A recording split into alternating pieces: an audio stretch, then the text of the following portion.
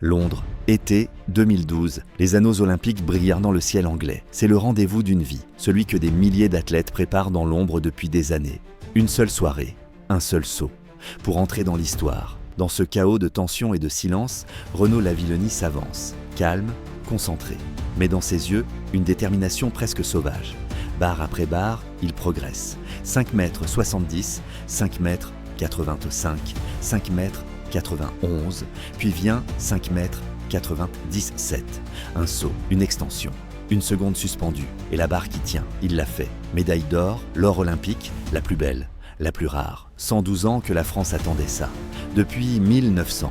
Et c'est lui qui redonne à la perche tricolore son éclat oublié. Mais l'histoire ne s'arrête pas là.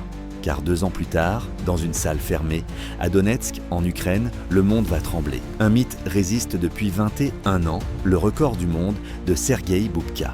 Intouchable, intimidant, inatteignable.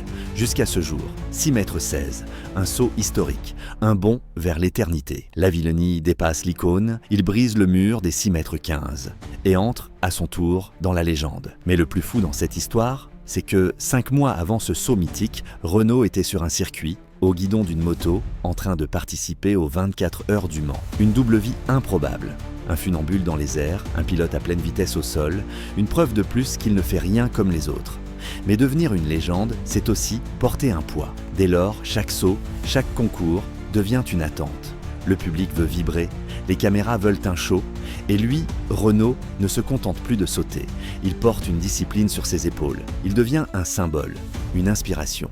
Et le visage vivant du saut à la perche qu'il a propulsé, presque à lui seul, sous les projecteurs du monde entier.